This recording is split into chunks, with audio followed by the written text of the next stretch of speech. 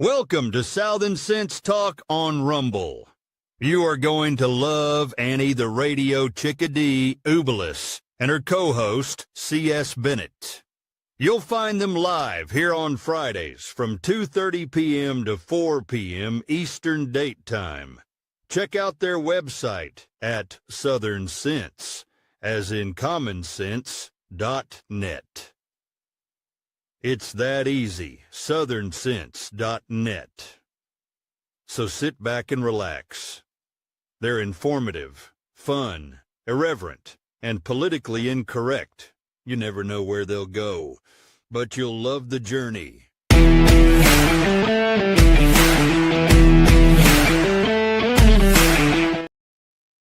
And welcome to another adventure here on Southern Sense. I'm your hostess with the least mostest, Annie, the Chickadee Ubelis. Oh, Curtis, you are muted, so unmute yourself on your side. Curtis C.S. Bennett, my co-host and author. Welcome aboard, Curtis. We got ourselves an exciting day. We have John Gordon, and he's got his own podcast called Truth with John Gordon. We also have Nils Grevillius, and he has his own detective services, and he gets into the deep heart matter of a lot of what is going on here. We've got the massacre we just had at the church in Minneapolis. We've got so much to talk about and so much to do. So let's welcome our first guest onto the show, the one, the only, John Gordon with The Truth. Good afternoon, John. How are you? Great, Ann. Thank you. Nice to be with you. You as well, Curtis. Oh, it is our pleasure. Your podcast delves into so many issues, like we do. You never know where we're going to go, which makes it fun. But recently, we've seen the wokeness get so bad that we now have a trend that they're calling the trans terrorists. These guys are going out, and one gal are going into areas where there are vulnerable children and other people and creating harm, death, and they don't care. It's because now they're unhappy with themselves, so they got to take everyone else down.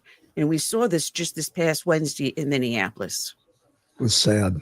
It's really sad, and it's demonic.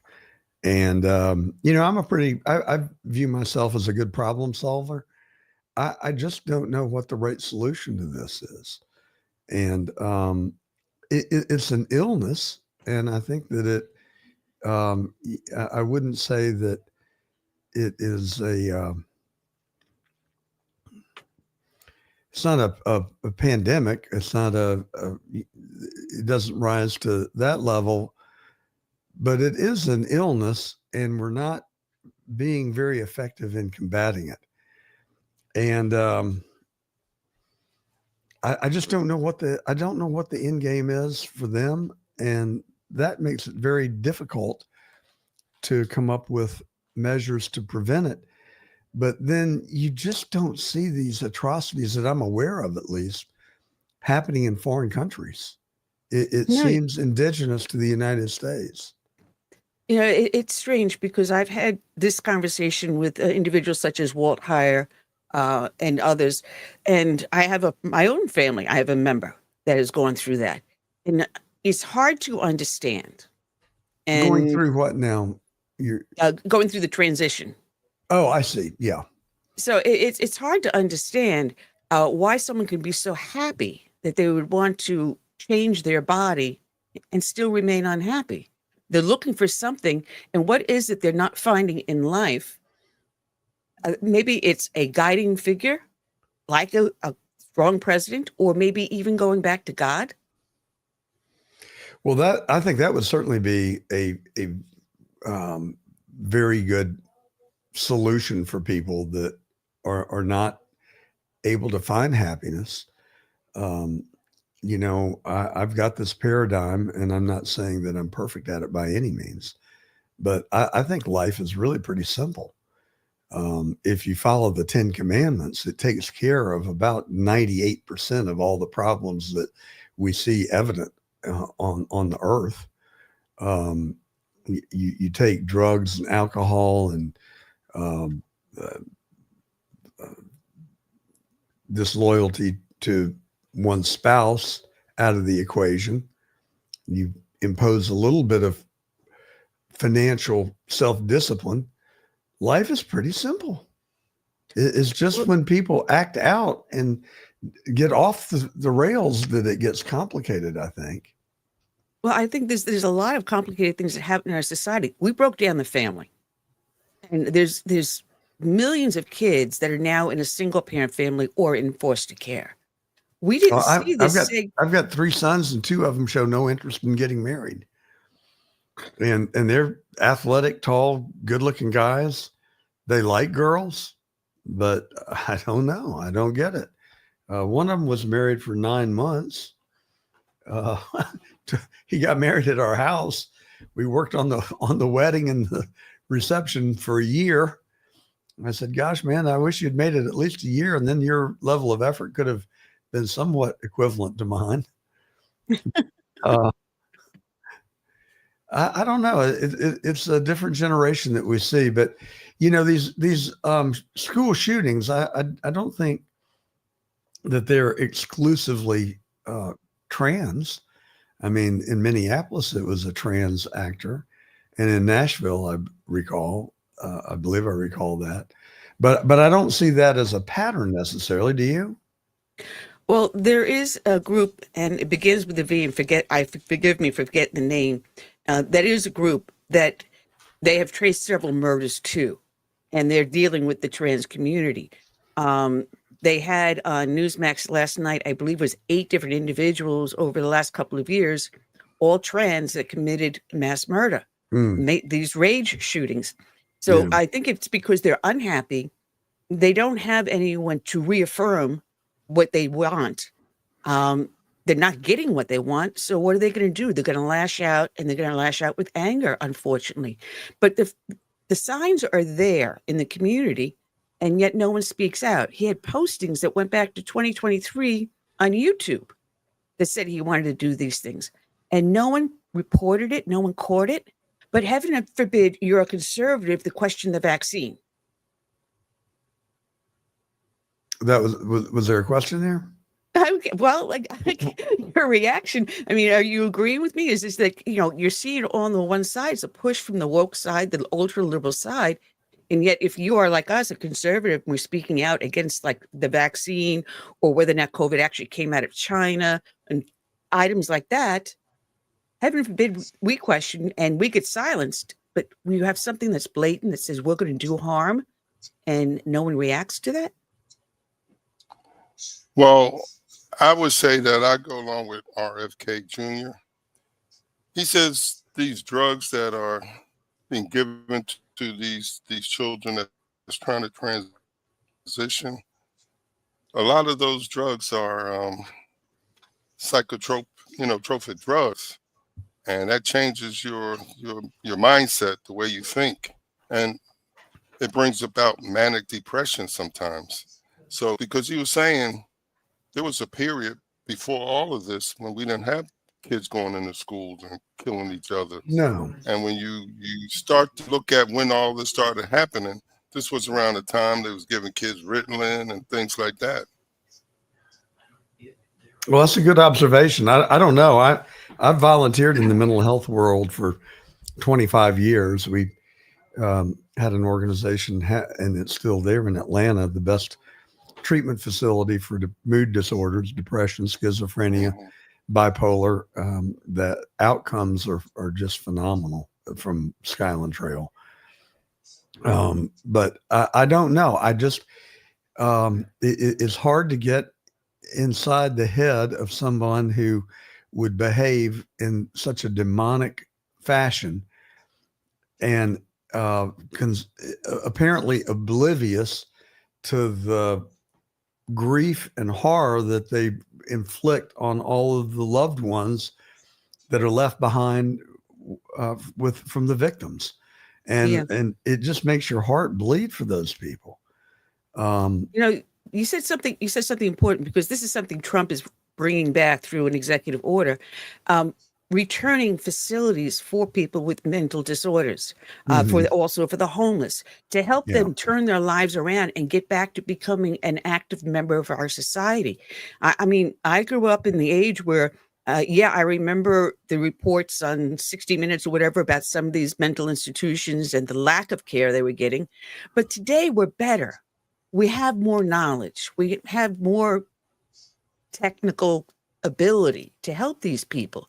I mean, I grew up the back window of my house on Long Island overlooked Pilgrim State Mental Hospital. And I had my best friend's brother was there. We would visit every week. They took care of him. They made sure he was all right, allowed him to interact with family. And then at that point, when they saw him starting to get a little upset, all right, that's okay. Let's calm down. Let's go back. We don't have that anymore. We have the homeless on the we streets. have We're it. not, We've just moved them out of mental institutions into prisons. And those have become the mental institutions of the modern day, which is a different topic altogether, really. But, there was very little about George Herbert Walker Bush that I really liked. The more I've gotten to know, the more I've learned about him, the less I like him. But the one thing that he did say that resonated with me is that he thought we needed a kinder, gentler nation. And I wholeheartedly support that notion. And, Jesus came to this earth and he was all about spreading love. We need more love. We need more compassion. We need more understanding. And it seems to me that if we made a conscious effort that we are going to stop these school shootings, people smarter than I could probably get together in a room and spend a couple of weeks and say, what are the common threads? What are the warning signals? What is the profile? And teach every school counselor in America these things and intervene early enough that we can stop the tragedy. That's the only solution I can come up with, because I don't think deterrence is going to work at all. I don't think that threatening to put somebody in prison for the rest of your life is going to change that person's behavior. They're too far gone at that point, I believe, to think rationally, or else they would consider the consequences of their deeds. And I just think that's absent from their psyche. well, if we pair the counselor with the school resource officer, at one point, I'm sorry, I worked in New York City. We had a school resource officer in every public school. Right. You also had truant officers that worked in the precincts. You'd find them hiding beneath the cars or something like that in an empty lot. But, at least the kids knew that there was someone of authority there just to make sure everything remains under control. If we pair that with the guidance counselor and say, hey, listen, I'm seeing a problem with this kid, then the two of them can probably get together and talk to the parents or talk to the minister or talk to someone to help stop it before it gets worse. But we're so busy going, do what you feel that's good. And if it feels good to you, it doesn't matter, even if you hurt someone else. I think you're right. I mean, I think that permissiveness that it seems to exist, and there's a huge reluctance, I think, to accuse someone, and that's probably the wrong word, to identify someone as struggling emotionally. You're probably reticent to do that because you fear you may be wrong, or you may fear that by falsely accusing someone, you may push them into a direction that you don't want. I guess there are unintended consequences. Frankly, this is just a topic that I'm not really well versed in. I'm not a mental health professional. I wish I had more insight and had a magic wand to just make it all go away. But all I can do is say, I think the policymakers and the people that are responsible for ensuring the safety of our children should put this at the top of their list. And we've got to figure out what is driving people to do these things and how do we intervene and stop. I am a pilot, and I've studied aircraft accidents since I became a pilot when I was 15. My thought process has always been, if I could learn what caused another pilot to die, and I could learn what all those consequences, all those things leading up to a crash were, then I could be a safe pilot. That's been my strategy. And after having studied aviation now for 40 or 50 years, there's this report that the FAA puts out every year in conjunction with the AOPA, the American Owners and Pilots Association, and in conjunction with the NTSB. And it's called the Null Report. And it categorizes every airplane crash that happened in the United States for the prior year. The report is the same damn report year in and year out, leading me to having created a cartoon called The 7 Deadly Sins of General Aviation. And after studying it, it was just a light switch went off. I said, you avoid these 7 things, you're not going to die in an airplane. Yet pilots continue to do the same dumb things year after year after year. And we have not affected the general aviation, airplane safety a whole lot over the last 30 years. It's better and it's improving, but pilots still make the same dumb mistakes. So I'm just thinking that there are probably repetitive and similar indicia that could be identified, and we could devise strategies and go to the countries that don't have these problems and find out what's their secret. Yeah. Maybe it's olive oil and red wine. I don't know. But if that works, serve it up for every cafeteria. And I'll go back to school. I'm half Italian. That's all right. Give me the olive oil. Give me the red wine. I'm happy with that. I'm just curious how this guy had all of these weapons, this arsenal, and his mother didn't know it, or she did know it. Was she permissive? Well, she's disappeared right now, so we to the fire.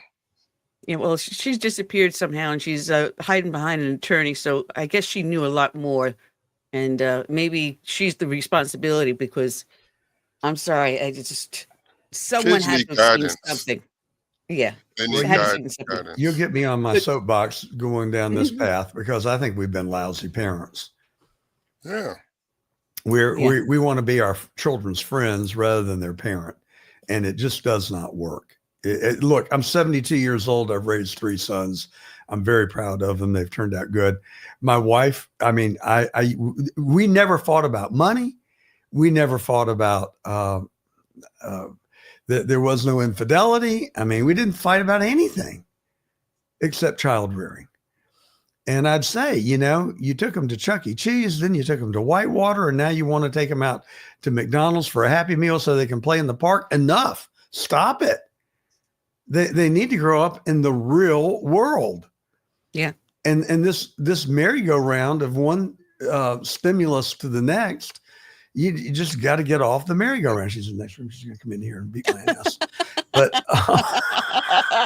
well, she knows it. She's older and wiser now too. You got the video games that are very violent, and the kids are really into those games. Yeah. That's something I just don't relate to at all. I knew Super Mario Brothers. I used to play it with my kids, but that's as advanced as we ever got.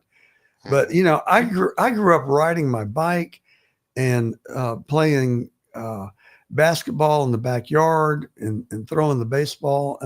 Cowboys and Indians.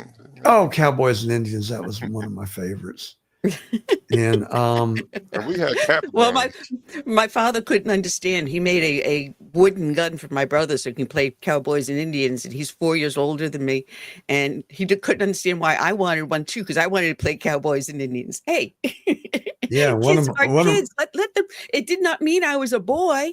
I just wanted to play with my brother and his friends. One of my friends' dads made one of those guns, and he figured out that you could take a big old rubber band and attach it to it. Oh, yeah. Oh, yes. And so that was the first iteration of laser tag. And we used to go around shooting each other with these rubber bands. It was fun. But, life was so much simpler then. And so we had simple things.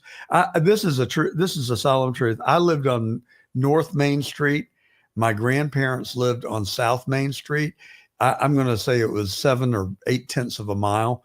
We were apart. You pick up the phone and you go, and I'd say, hey, can I, this lady would say, Helly. And I'd say, can I speak to Grandma? And she'd say, is this John? And I'd say, yes. And she'd say, all right. And you could hear the wires click, click, click, click, click. And then the phone would go, and my grandmother would pick up. Miraculous. Mm-hmm. But my dog Spot and I would walk from my parents' house on North Main Street to my grandparents' house on South Main Street and back. I was 3 and 4 years old. No chaperones. Nobody wanted to know where I'd gone. Nobody missed me. We lived in a small little town. There were no kids on milk cartons. We watched Lassie, Dennis and Menace, and the Wonderful World of Disney. Yeah, and you knew your neighbors, and the neighbors knew everyone else. You knew everyone, not just on the block, all around you. They all knew Spot because he'd come calling every afternoon about 4 o'clock for a treat. Yeah, I mean, I remember those days very well. There was no handheld phones. My mom had the first phone in our house when I was born. No one else on the block had a phone, but we had one. Amazing. We had a party line. Pick up the phone, somebody be talking about it. Yep. This is like Fran would be saying, "Oh, how about excuse me, Miss Fran, can I get through?" Well, I tell you the other thing. If I did step out of line, I knew I was going to get a whooping. Oh yeah. I'm going to get letters now. Oh, you don't believe in corporal punishment. That's child abuse. No, I was never beaten, but I was struck with a leather belt 1 or 2 times hard enough that I did not want to do whatever it was that I had done to get in trouble. And it usually had something to do with something I had done that would put me in danger or insubordination. That was a big one. Or lying. Oh yeah. And we went to church. We didn't talk about any of the subjects I wrote down to talk to you about. All right, well, let's go, Ann. So when it comes in the public schools, I'm sorry now? were they educated in public schools or private? Was I? When it comes to your boys, were they educated in public school? Your sons? Well, I tell you, 2 of them went to one of the best private schools in America. And then the youngest, he's a little rebellious type. He's a good kid. He just didn't like rules that were made for rules' sake. And he didn't have a normal response to authority for authority's sake. So the private school decided that he wasn't right for them, and he went to public school. And then and now he has the best social skills of any member of our family. He's never met a stranger. He can talk to anybody, and he's just got a very gregarious, extroverted personality. And then when he went to high school, he went to a private school, but it was a large private school. They had 3,000 kids. So it was probably more like a public school in some respects. Well, John, the reason why I ask is because of the fact that today a lot of males are demonized, and all this inappropriate, whatever, guys normally when they're young like that and they see a girl they're interested in, they might tug her hair, ponytail or something like that, or, just touch her shoulder or something like that. But with all this wokeness and inappropriate behavior stuff, guys are like, they're just going to leave girls alone.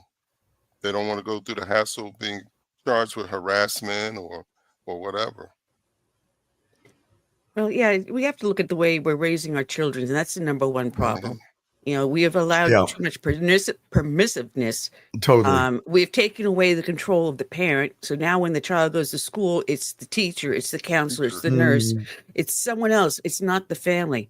And whatever liberal thing is going through their head, they are now transmitting and teaching to the child that it's okay. It's totally I just don't think you can legislate good parenting. But I think you've hit the nail on the head. I mean, I think that is the crux of the matter. And you've got grandparents raising children, but the big problem is the grandparents 28 or 30 years old. Mm-hmm. It's a challenge. It is a challenge. And we have to start from the ground up. We have to give the control back to the parents. And I've said this many times. I still run a tea party here.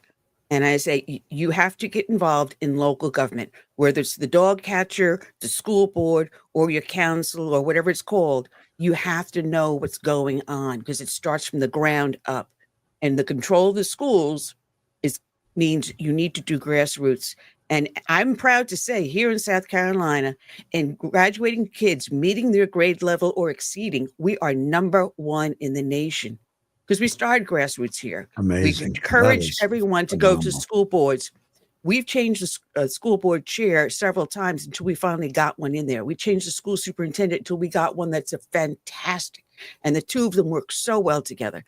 We went all the way up into getting Ellen Weaver as the state school superintendent to change it. We started from the bottom up and we got going from the top down, and we were able to change it here. So maybe this is what we need to do, is have Ellen Weaver and others in the state put together a program and say, hey, listen, this is how we did it, and maybe we can turn our nation around. I love it. I think that is a great strategy. And, I banged that drum for the last 3 years leading up to the 2024 election, and quote Ronald Reagan every week on my radio show and say, freedom is not free. And if you don't like the way that we've got it right now, get off the couch, get out and do something about it.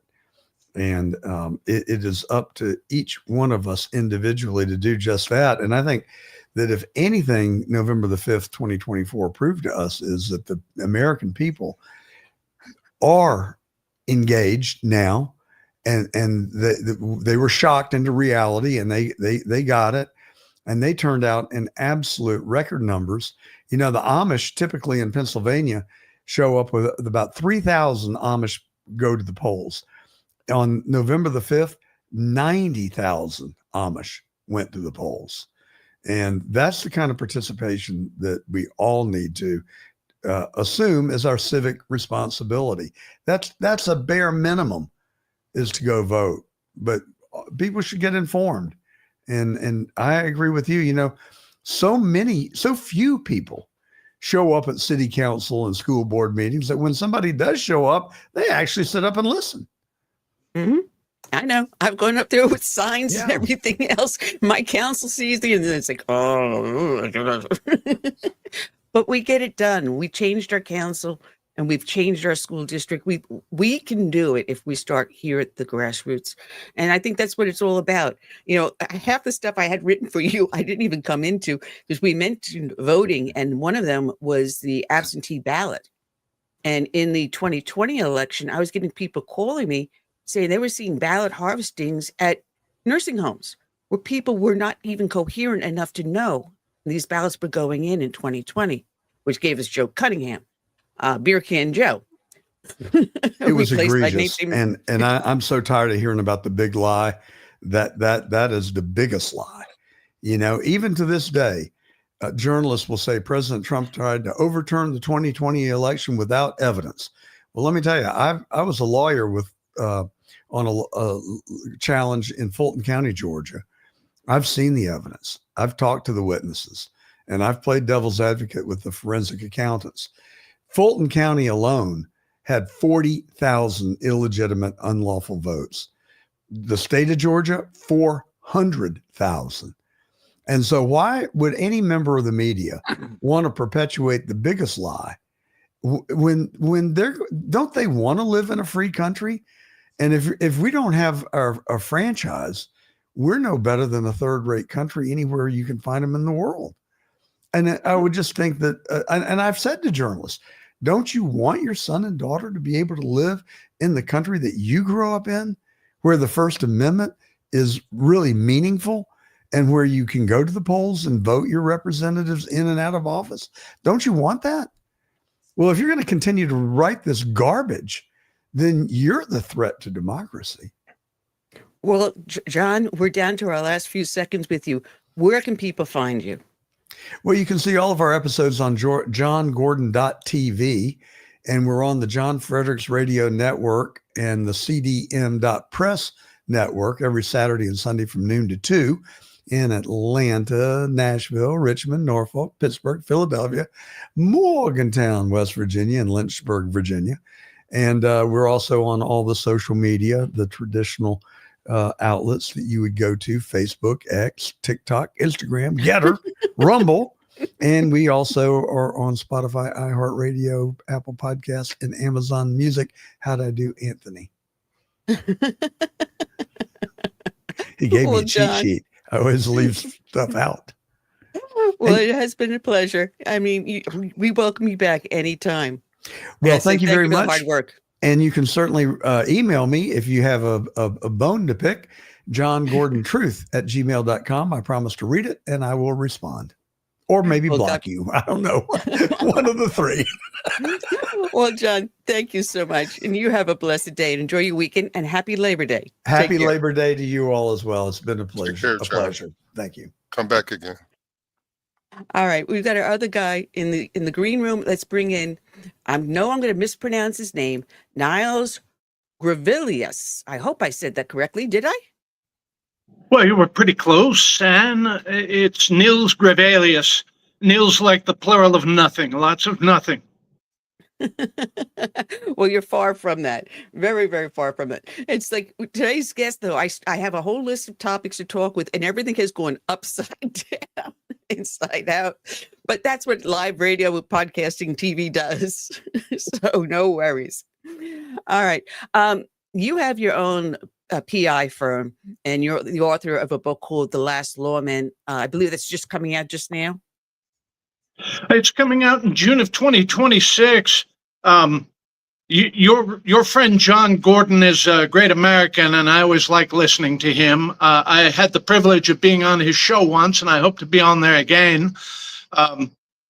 Yes, The Last Lawman is my professional memoir about being a private detective in Los Angeles for 30 years, being a Pinkerton agent before that, and a little military time before the Pinkertons. Well, my listeners know that I retired out of NYPD, so I have a little understanding. Yes. Very good, very good. I had a good friend who retired from NYPD, John Connolly, who was in their organized crime squad. Rings a bell. I retired in 96. Was it before then? Well, before then, he retired in the mid-'80s and went to work for Spy magazine and Vanity Fair. That sort of thing. He was a kind of a character. Our politics were a little bit different, but what was important to us differed in no wise. Oh, wow. There's so much here to talk to you about. We started off talking about the shooting in Minnesota, and, there were so many signs that absolutely no one noticed it. And he was posting up on social networks this stuff. But I had asked John, I said, why is it okay that no one reports on what he posts about wanting to kill people and hating the Jews and hating the Christians and everything else about that? No one says anything. But if we as conservatives question the COVID vaccine or Fast and Furious, if you remember that, you bring that up. But no, you get censured, you get banned, you get what do you call it? Canceled. But no one does anything with this guy when it's wide open.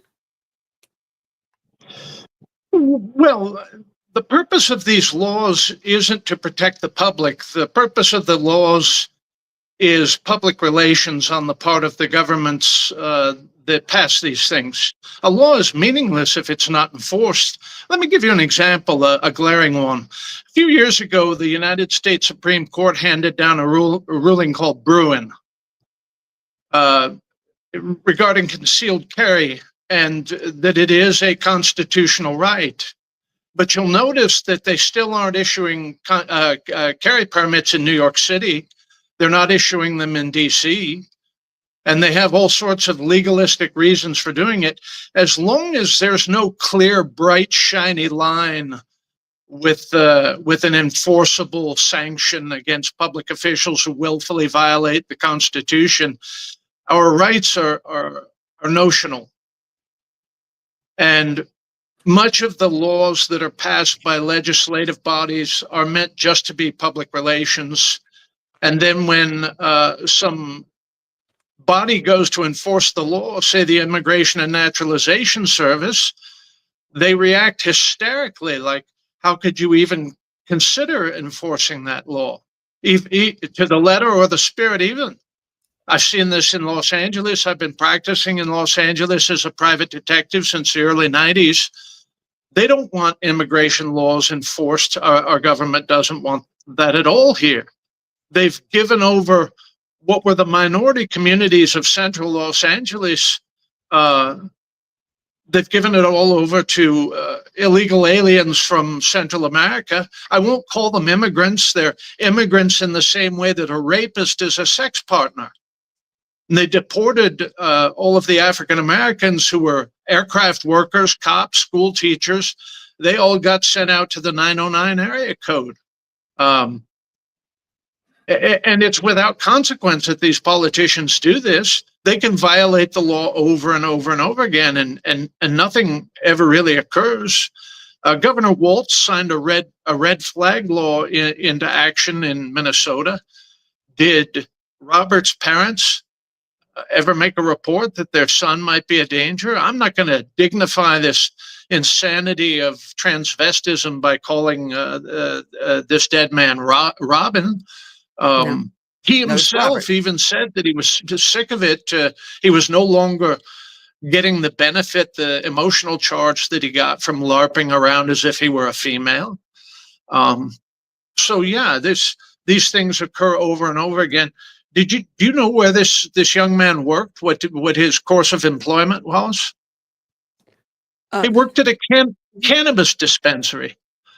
And when I read his writings and listen to his tape-recorded pre-confession, it sounds to me like paranoid schizophrenia, like he had overindulged in high-grade cannabis and lapsed over into cannabis psychosis before launching this attack on a bunch of innocent children who can't protect themselves.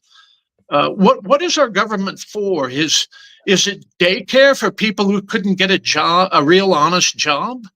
These days, I mean, I look at our cops and our firefighters, they typically go home pretty tired. A lot of our teachers are very, very good people, but they join these organizations, these labor unions, which just launder money for the cult that's running these blue city governments, these blue county governments. There's no metric for malpractice. They fail upward. I can't think of the last time I heard of a school superintendent going to jail for failure or losing his or her job for failure. Look at Randy Weingarten during the COVID-19 thing. She failed upward. She gave her teachers, she's the head of the teachers union nationwide. She got them a 2-year vacation, a 2-year paid vacation.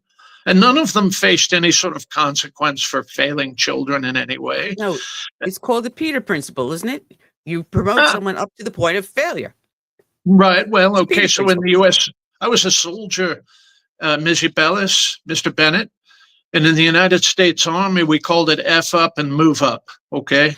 Mm-hmm. If you saw a man or a woman in a billet that they couldn't meet the expectations and responsibilities of, you knew that they were blackmailing somebody or somebody just wanted to get rid of them from another assignment, that sort of thing. And they weren't long for the Army. They didn't last long in those positions. There's a man I respect very much in your state who was my battalion commander in 1st of the 58th Infantry in the early 80s. He lives in Chapin Shores, South Carolina, Tom Fincher. And let me tell you something, he's a stud warrior. He would go out and lead battalion PT as a 55-year-old man every Monday.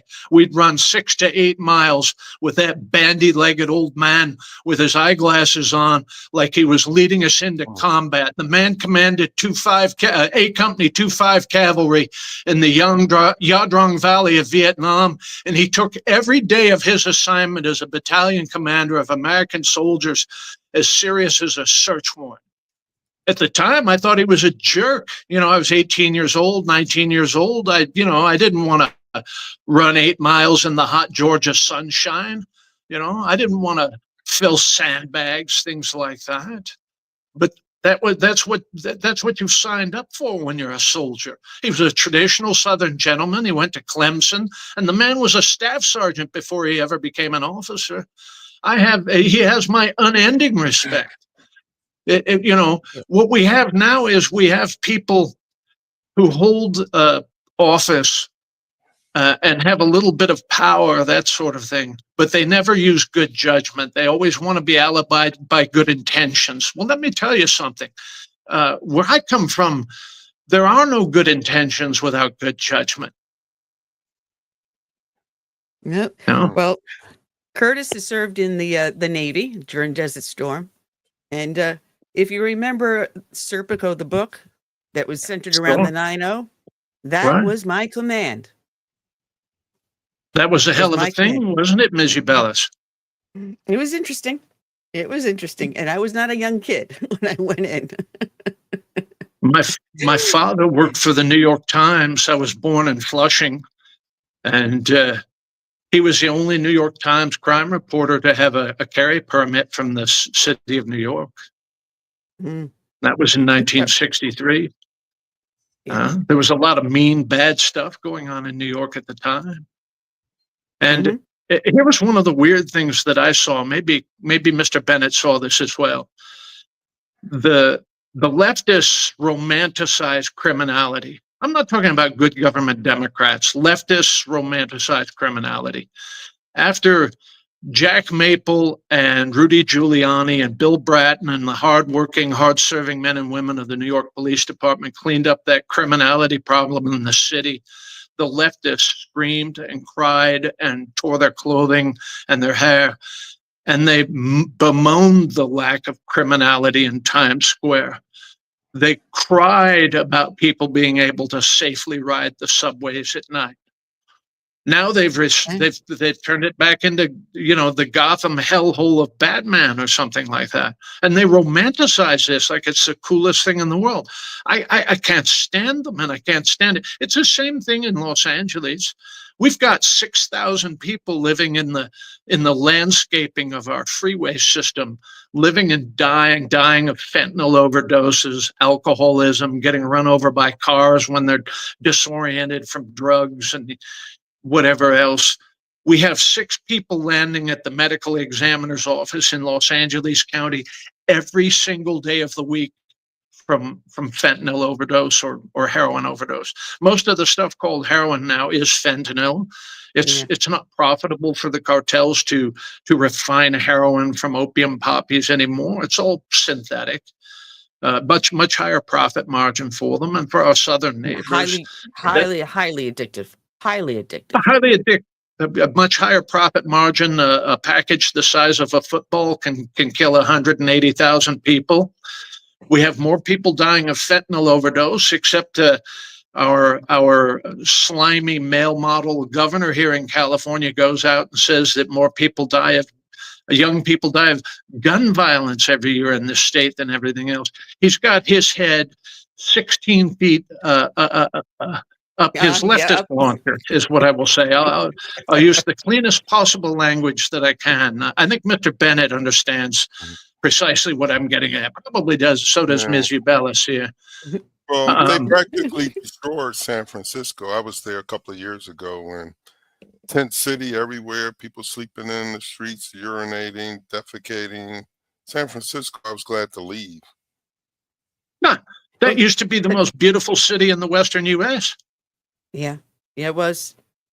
I owned a travel agency, so I traveled almost all over the U.S. and Europe. So San Francisco in the 70s and 80s was absolutely gorgeous. Because you were saying about the crime that was going on, that was under Mayor Wagner, and John Lindsay took over. And that was around that time that the city decided to suspend the pensions of the retirees. That didn't work out too well, if you remember that. That was a major uproar. I heard about that. Yeah. I had a very good friend whose father was sort of a problem solver for the Patrolmen's Benevolent Association. They lived in Massapequa Park. He'd lost a lung on Guadalcanal as a corpsman, and he got hauled in by the Secret Service for sitting at the bar in Massapequa Park and saying he was going to shoot President Ford for telling New York City to go to hell or whatever it was that he said. I think he was just kidding, but guys used to have a few pops and shoot their mouths off. I think you know what I'm talking about. Well, we were talking about the homeless at one point, and the mayor of DC is now backtracking because the National Guard went in there to assist with cleaning up the homeless encampments.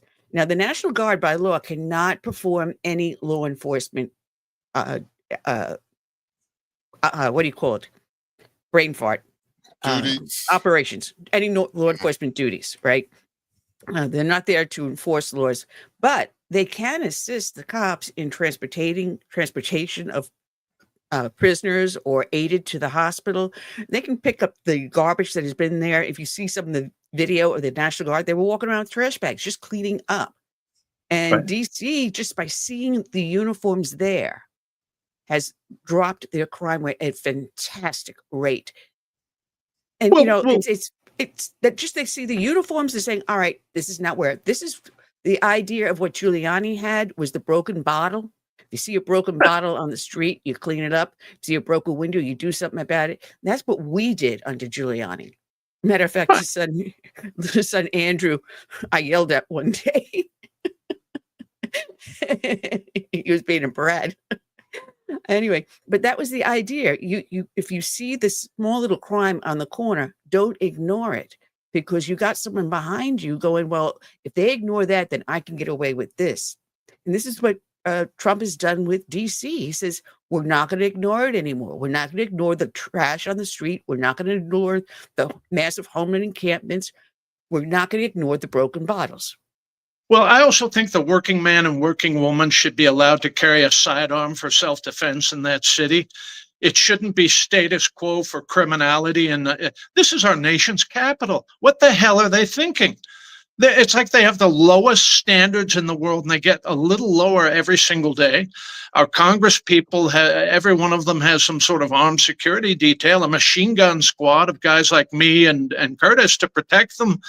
But they don't want the ordinary working guys of Washington, D.C. to be able to defend themselves.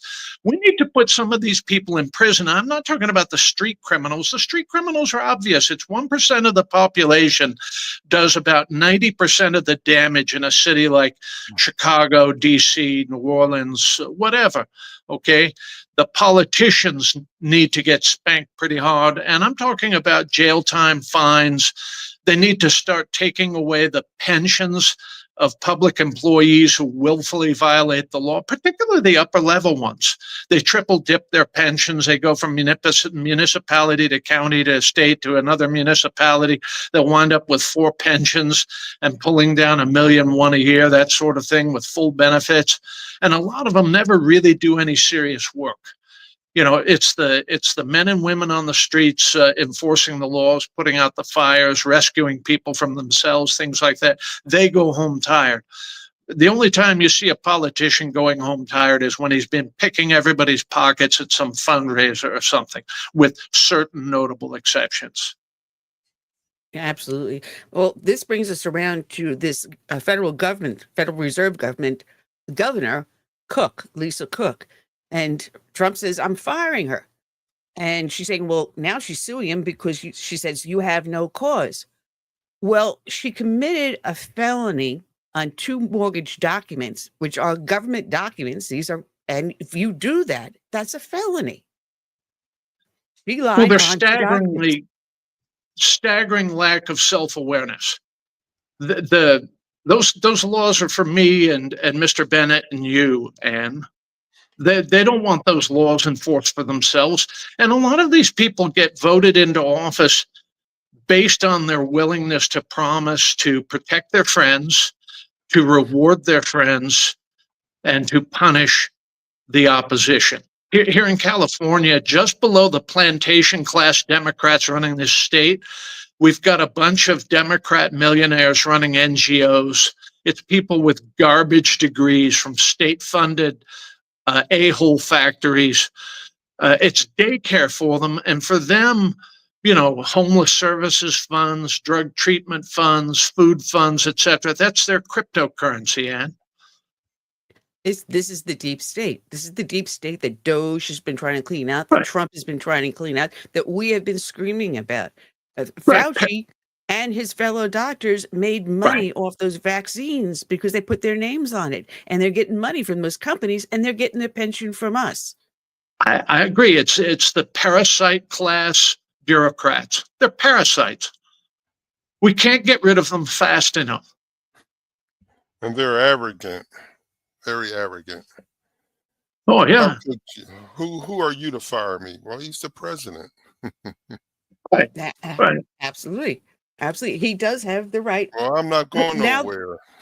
That's their resistance. Well, let's find out. And one of the brilliant things that President Trump does, I saw this a lot in the first administration, even more now, is he flushes every shade of gray from the room. When somebody says, oh, maybe he can, maybe he can't, he immediately charges in to prove that he can. And if somebody says he can't, if there is some vagary or ambiguity in the law, it's gone. 3 months later, it goes up the appellate chain. The lower judges who are part of the parasite class find themselves overruled. The reason that they do it over and over again is because there's no sanction for them violating the law. And that's one of the problems we have. We need to start addressing that. The other thing we need to address is how we conduct national elections. We should be requiring identification to register, identification to vote, absentee ballots only for military people and government employees serving overseas. In another segment, somebody was talking about how at senior citizen places, comatose seniors were having their ballots harvested. Well, that's a public employee labor unions do that as a communist group activity. Well, here in South Carolina, there are no unions, but what we're finding is it's the indivisible. That the indivisible is that organization that George Soros and his son Alex have put together, and they go into areas that don't have unions like we do and enforce these things. And I was getting phone calls because I still run a Tea Party here for the last 16 years. And people were calling me up and saying, hey, listen, I know my mother can't vote, but someone had gotten her to sign a ballot. It's an illegal ballot. So that's why Trump is looking at eliminating the mail-in absentee ballots. But here in South Carolina, we have it where now it has to be notarized. It has to have certain signatures. It has to have certain, you have to sign affidavits on it to say that, yes, this is the person who voted. Yes, I recognize this. And they'll say, yes, it's the person I gave my ballot to. So it's double and triple and quadruple checked. So they've really tightened it here in South Carolina, but we need to do this nationwide. They're still fighting it. They go into court every day of the week looking to get a restraining order, trying to shop the venue, shop the judge, get a better order than the order that they got last week. And we can't rest on this.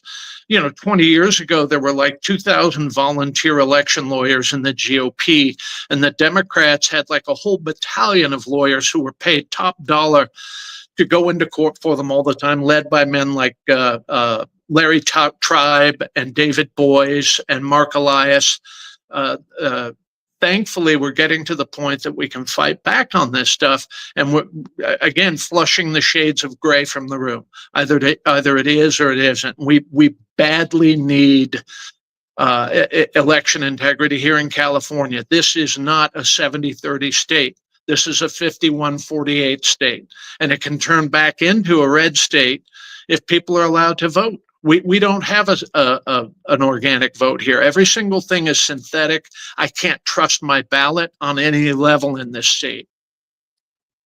That's a shame, because here, my county GOP actually was the one that spearheaded the turning around of the election laws. And now they call the law that was passed and signed by Big Masters the Buford election law.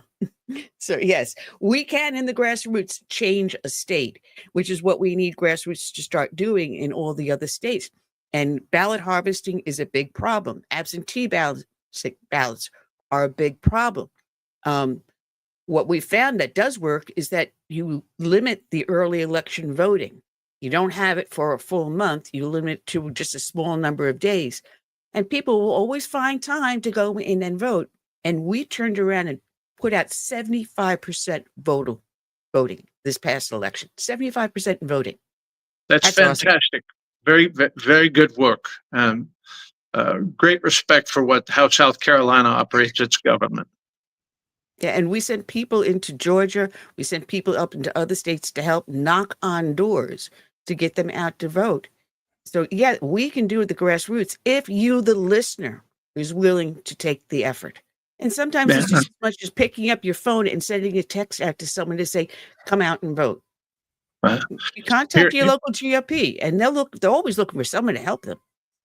Here in Los Angeles County, we have Roxanne Beckford Hogue, a very hardworking woman. She's constantly swimming upstream, trying to get the GOP back into action. I think we can do it. I think we can take this state back. Often people ask me, why haven't you left California? Well, this is my home and I love it. I'm going to stay here and fight. I've been surrounded. It's like I'm in enemy occupied territory every day of the week, but I like being outnumbered. You know, being outnumbered is the position of advantage. Just ask John Paul Jones. Okay. That's the spirit of the whole thing right there. That's the Spartans. Exactly. Arleigh Burke. There was a movie, Go Ask the Spartans, something like that. Oh yeah. Man. Yeah, exactly. When 300 is that movie. Yeah. 300. I had so many listed questions to talk to you about, with the shooting in Minnesota, the DC crime crackdown, which we just talked about how it is working. And Trump is already saying he's going to send it out to Chicago, Detroit, any city that has a high crime rate. He's willing to start to send these men and women out in there. But Judge Jeanine Pirro wrote an article that you recognized something about the youth. That's the highest crime rate is within our youth. Usually you'd find people 18, 19, 20, 30, 40, 50, but now you're finding kids 11, 12, 13, 16 committing crimes. Well, I can talk to that, I think, Ms. Bellis. It's this. 5 years ago, their parents were sitting around the house watching Netflix streaming content while the kids were home under de facto suspension because of the COVID quarantine. And they got to see their parents enjoying criminality on television. And that seems to have become normal. And then they're under constant assault from social media and the internet and searchable internet porn and high-grade cannabis and everything else. A child doesn't have to have a bad home environment anymore. He might be carrying a bad home environment around in his hip pocket in the form of a smart telephone. The way that a psychopath is created is through random reward for negative acts. And if I'm a young person with a formative brain and I get an emotional boost for doing aggressive things, cheating at sports, calling adrenaline rush. Right. Calling young girls filthy names, looking at pornography, things like that. That can convert me into a psychopath, even if I do have very fine parents. I'll give you a good example. Brian Koberger, the Idaho college murderer. Okay, he has very fine parents, and he is obviously an MDSO psychopath, mentally disordered sex offender.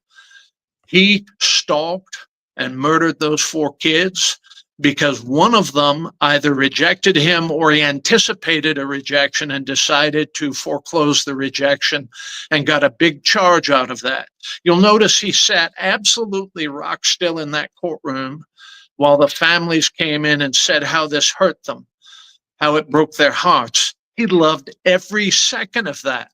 Now, he is defending his virginity in the Idaho State Penitentiary right now, and he isn't liking that, but he liked everything right up until that. He didn't give a full allocution, meaning a full confession, when he took his plea. Idaho doesn't require it, but the judge should have made him take to his feet and explain who he killed, how he killed them, why he killed them, that sort of thing. The reason that he pleaded was he didn't want his internet pornography search history entered into the evidence of that courtroom. He didn't want his parents to know about that. He didn't want them thinking he was a monster. And let me tell you, he is a monster. The social media that we have now, young kids, they cannot form good they can't social escape it. direct. Now, they Yeah. don't know how to talk to another person. What they see is how many likes and how many people are following them. And then you have something like TikTok, and now it's the knockout game or some other game they come up with that's criminal in its act.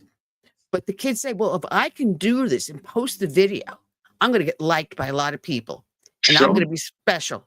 And they get the adrenaline rush in there, and adrenaline rushes are addictive. Right. Well, how about if I go to a fast food place and I beat somebody up while my friend films it, and it gets 6,800 likes on social media? Okay, we see that a lot. We have a cultural problem in this country, and we are not doing much to address it. And it is these four horsemen involving AI, social media, high-grade cannabis, searchable internet porn, harm reduction strategies and medicines are like the four horsemen of the millennial apocalypse, the four horsemen of the Gen Z apocalypse. The kids who were eating Tide Pods 10 years ago on YouTube are now sexually mutilating themselves, calling themselves trans. And the media goes right along with it. You'll notice even Fox is calling this killer by his chosen female name of Robert. Well, his name was Robert, okay? And I'm not going to ratify his criminality by calling him Robin. And his parents are complete idiots for going along with all this stuff. They helped make him into what he is. And you'll notice that his mommy has now lawyered up. And it's because she probably knew that he had weapons and that he had a plan and that he was making threats. And now suddenly she doesn't want to face the consequences of this. Adam Lanza murdered his own mother. She also knew that he was dangerous before he launched that attack in Connecticut. He put down Adam Lanza as one of his favorites that he loved. As a matter of fact, he was posting, I said earlier, videos on YouTube at 2023. No, as early as 2021. He had videos up there saying anti-Semitic things, anti-Christian things. It was obvious that he was violent by these postings, and yet no one took notice of it. Is he more anti-Semitic than Tim Waltz, Ivy League voters? Is he more, anti-Christian than Tony Weiner, the senator from San Francisco? I think he's identical in terms of hating people with religious faith in this country. And we really do need something of a revival. I think in the South, they have these tent revivals, that sort of thing. I'm not an evangelist, heavy-duty Christian. I'm a believer, that sort of thing. But we have a cultural problem that is bordering on a spiritual problem in this country, where we ratify the worst behavior and we tell the people who achieve well in athletics and scholarship and military service and public service to the community, that sort of thing, we poo-poo it unless their service has something to do with changing their hair some crazy color and making Teen Vogue statements about politics, that sort of thing. We need traditional American values. And we need people to face consequences. Like Absolutely. the young people in D.C., the young people, they knew they were going to get into any serious consequences, so they can do whatever they wanted to. And then when you look at some of our leaders, like Clinton, she got away with a lot of stuff, but there was no consequences. Yeah. It's coincidental that you would mention that, Mr. Bennett. I'm just back from the South, and I was speaking to somebody from Arkansas, and I've confirmed that there were a number of dead bodies in the Arkansas River in 1979 related to cocaine trafficking. And I'm starting to look into that. And I cannot help but recall that the Attorney General in Arkansas in 1979 was Bill Clinton, who pardoned his own brother for cocaine trafficking. We've got this thing, a consequence-free society is a disordered society, and the left loves a consequence-free society when they're on the march. But once they take over, all these purple-haired hippies with the flowers in their hair and the patchouli oil and the nice signs, and they care so much about gay rights, minority rights, women, etc. They don't give a rat's rectum. the moment that they achieve power, they rule with an iron fist. And we saw this in 2021, 2022, Nina Jankowicz, that idiot redhead who was Brandon's press secretary for a year and a half, justifying censorship, imprisonment, people being debanked, kicked off of social media platforms. They loved that stuff. And God bless Elon Musk for buying Twitter and turning it into X, because this country could have been lost without the open voice. That's what we have to do. The First Amendment must be protected. And how do you do it? With the Second Amendment. So it's a two-pronged battle for us, because it's not just speech, it's religion. It's the right to redress our government for wrongs. It's the right to assemble. It's not just one or two rights. There are 5 rights in the First Amendment. And I carry my copies with me. This blue one I had since 1976. See what a smart woman Annie Bellis is. Well, I do another podcast called Moms Across America on Wednesdays, and we do promote highly people obtaining their own constitution, which you can go to your local office of your local state representative or your U.S. Senate or representative. They have them there. They will be happy to give you one. That's where I originally got mine for my Tea Party. But you can also go to a company or an organization called ashbrook.org/constitution and get a free constitution. Well, I really appreciate that. So my book, The Last Lawman, comes out in June of 2026, just in time for Father's Day. It is my professional memoir, all about picking up bail fugitives, conducting counterintelligence operations in the Republic of Korea, being an infantryman, working in the Pinkerton service. I don't name who my clients are, but I tell on a lot of bad guys in that book. Oh, sounds absolutely interesting.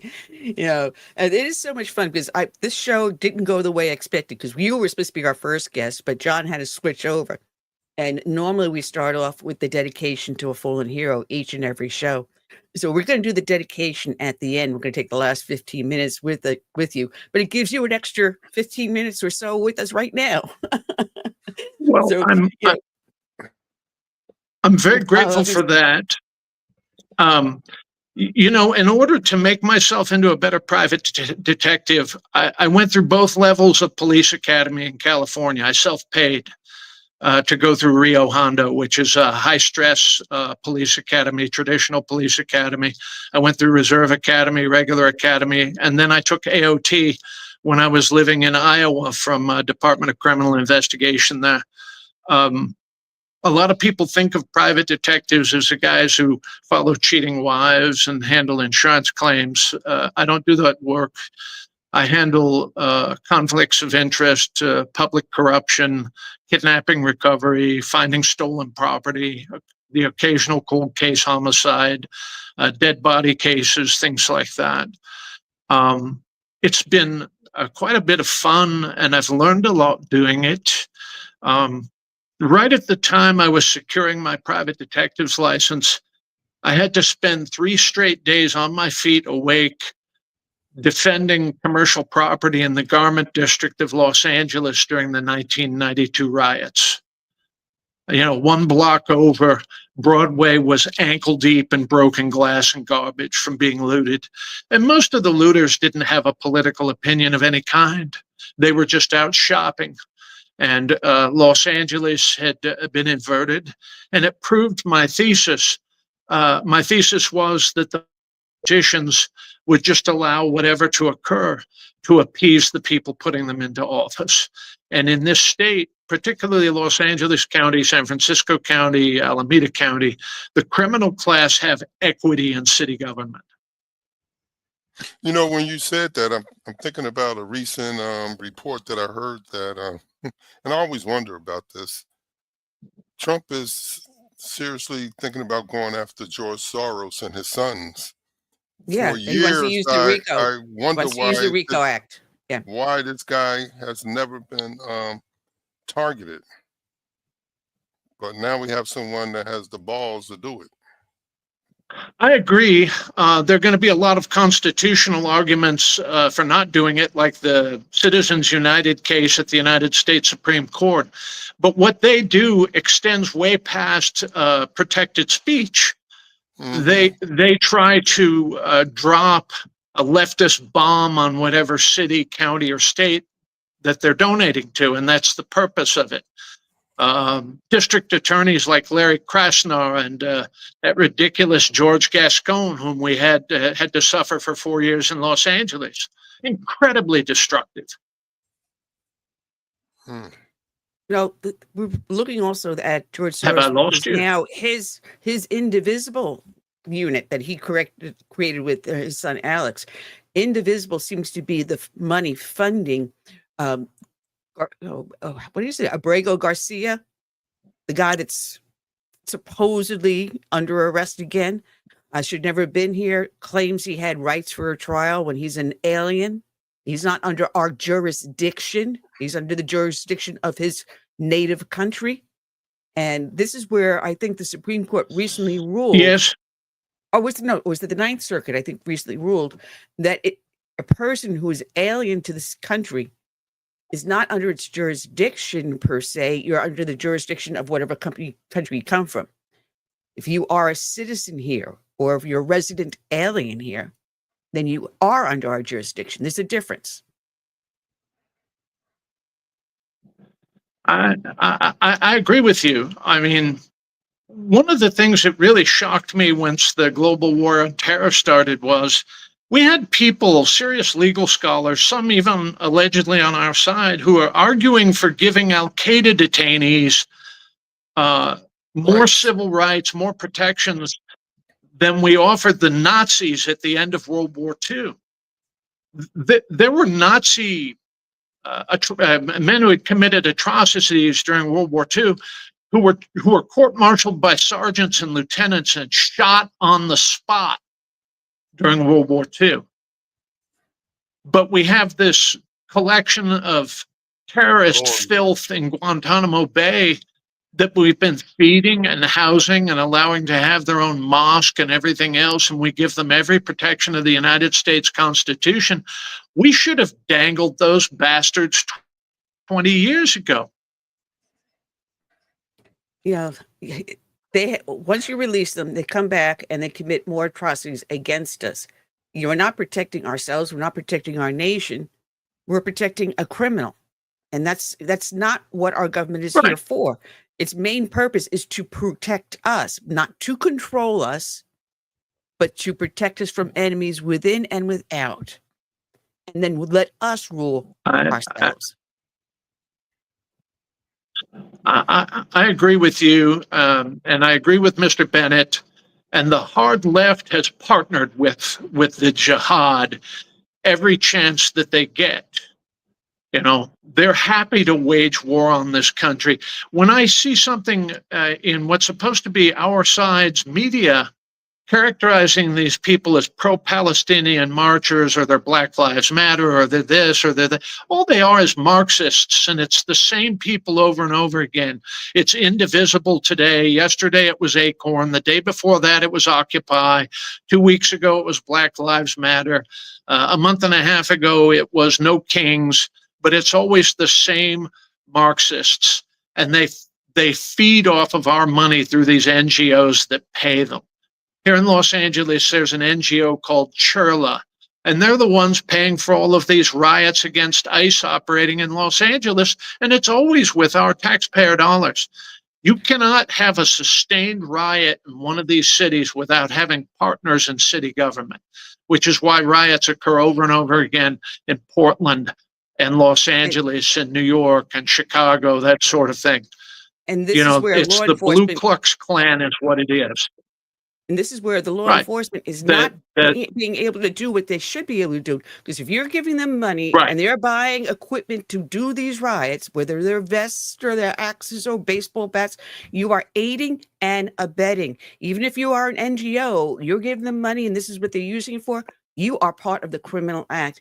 And this is where we need to have government be responsible and enforce the laws. Yeah, well, One of the things that Pam Bondi could start doing, and I've sent notices to a couple of people in the Justice Department, they should publish these booking photos, their names, their date of birth, and their employer every time they're arrested for riot, for vandalism, for looting, that sort of thing. And if they are employed by city, county government, they're working for some taxpayer-funded NGO, the funding should be cut off. If they're a public employee, they need to spit out the public pit and find a real job. Well, Niles, where can people find you? I am on X, formerly Twitter, as Detective Nils, and GreveliusPI.com. And next June, they can find my book everywhere fine books are sold. My publisher is Post Hill Press, and I'm really looking forward to getting this book out. Well, I'm looking forward to getting a copy of it to read, to review, and then have you on for an interview. Me too. How's that sound? One copy. I would be very pleased, and I accept Mr. Bennett's kind offer to introduce me to Congresswoman Mace. I'm always standing by for that. You two fine Americans, enjoy your Labor Day weekend and stay safe. And God bless. All right. Thank you for all the hard too. work you do. All right. Thank you very much. Check them out on X, Detective Niles. All right, we've got about 14 minutes left to go. For those that watch the show, know that we do normally start the show off with a dedication to a fallen hero, but everything got turned upside down. So today's dedication is going to go out to the police officer, Felicia D. Reilly of the St. Paul Police Department in Minnesota. Her end of watch was Saturday, March 1st of 2025. Oh, no. Come on. Play. Okay. We don't have sound? No sound. Oh, no. How does that happen? Oh, here we go. David I Schumann apologize. spoke to her son about Let's the try that legacy back of at the service. beginning. An attack on a police officer more than a decade ago changed a family forever.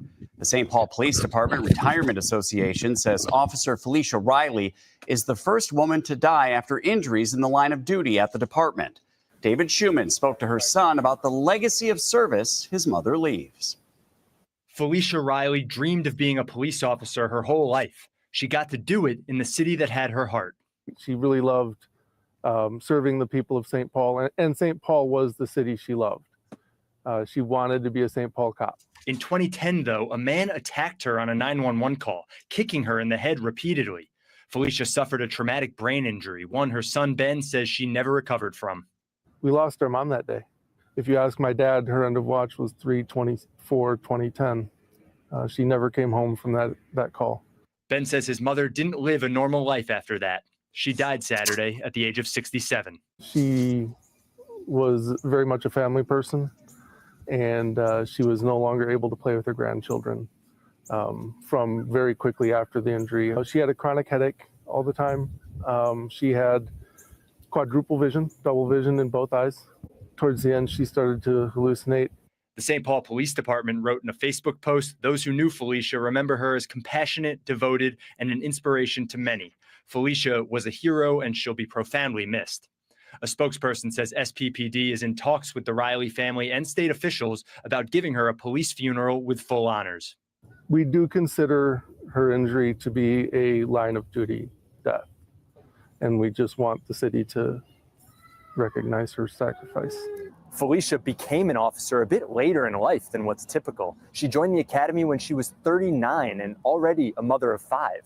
She used to practice with us kids, climbing fences, jumping walls. She always had a really big smile on her face. Ben says Felicia loved God, and he believes she's in a better place now. She was an officer through and through. In St. Paul, David Schumann, WCCO News. The man who attacked Reilly was convicted of assault and served an 8.5-year sentence. Ben says his mother forgave the man, and he has as well. The police department has implemented round-the-clock extra patrols, which means that typically on a police department, we have officers within districts patrolling areas.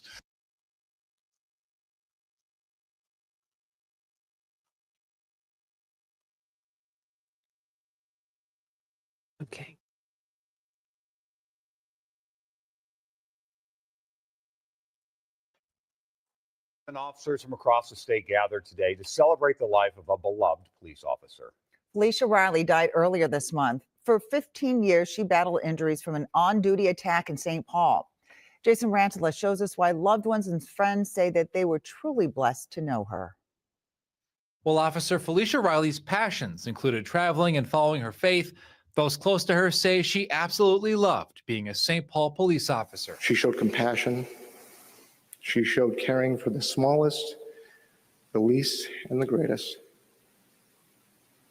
My mom always said the only thing in this world that matters is people. In 2010, Officer Reilly was responding to a 911 call when she was attacked, kicked repeatedly in the head. Reilly suffered a traumatic brain injury, which left her with constant headaches and vision problems. Her pastor says it was through her faith that she was able to fight feelings of anger to forgive her attacker. She inspires me because I think of this lady who was wheeled into church services for the last 15 years. And if there's ever a person that I could think of that has the right to be bitter or angry for what had happened to her, it's Felicia, but she chose to forgive. What a blessing to have known her. St. Paul Police Chief Axel Henry not only worked alongside Reilly, he was one of the first to arrive on the scene the day of her attack. I think we will never be able to forgive ourselves for not getting there sooner. The police chief says words like brave and courage fall short. It's why he announced on Monday that Officer Reilly has been awarded the Medal of Valor. Felicia,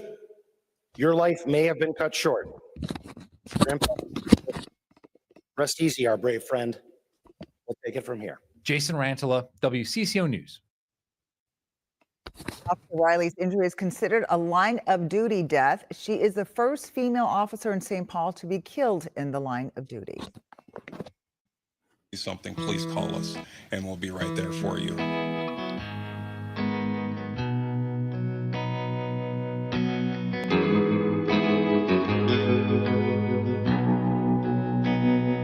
Let it be said, when we finish this race, we kept them free, we led with grace. Let it be seen,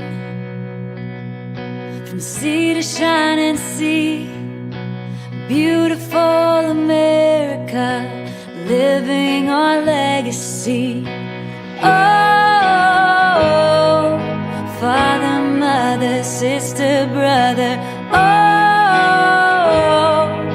we gotta learn to love each other. Oh, for the soul of the nation, for the next generation. Let us be known as people of honor, humble and bold, faithful through fire. Let us hold firm to our convictions with wide open hearts, eager to listen. Oh, Father, Mother, Sister, Brother, oh, we gotta learn to love each other. Oh, for the soul of the nation, for the next generation.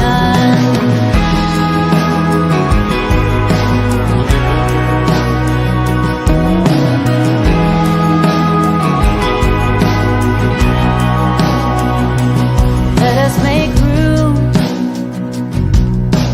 Let us reimagine, welcoming voices with true compassion. Let's craft a world with hopes and dreams, challenges known, and those still unseen. Oh, Father, Mother, Sister, Brother, oh, we gotta learn to love each other. Oh, for the soul of the nation, for the next generation.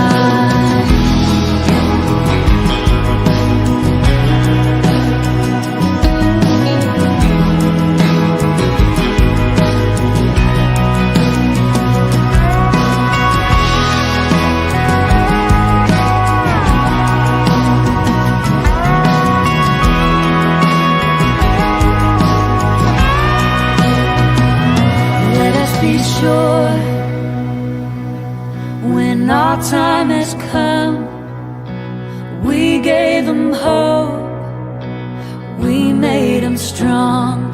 Let it be said, when we finish this race, we kept them free, yeah, we led with grace. Oh, father, mother, sister, brother, oh, we gotta learn to love each other. Oh, for the soul of the nation, for all the next generation. Let it be said.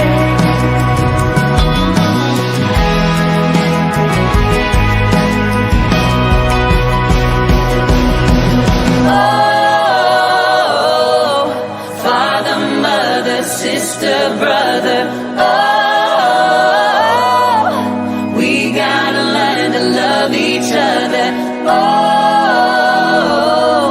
for the soul of the nation, for all.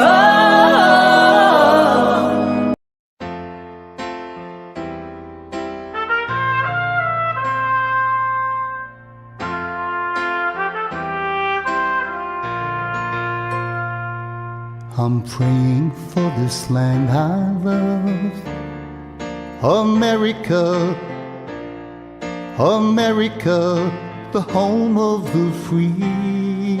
But there are people making plans to change America. They've no respect for her or what matters most to me. That's why I stand for the flag and I kneel at the cross. Mourn for the friends I have loved and lost. And I still believe in God we trust, and the freedom our forefathers granted us. I hope it's not too late to save America.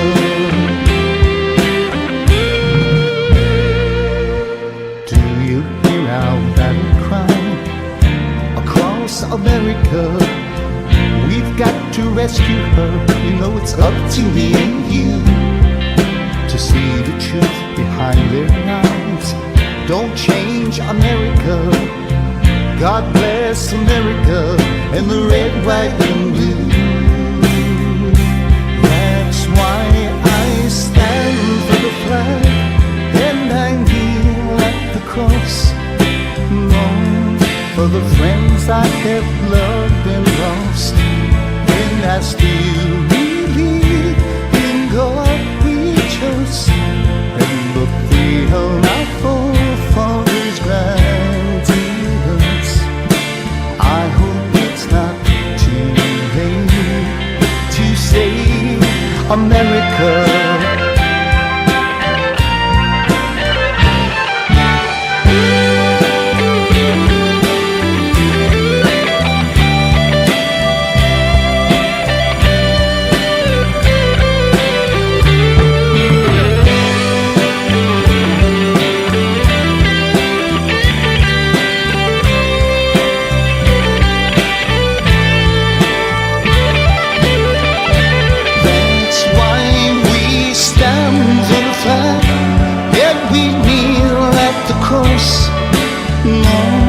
For the friends we have loved and lost, and we still believe in God we trust, in the freedom our forefathers granted us.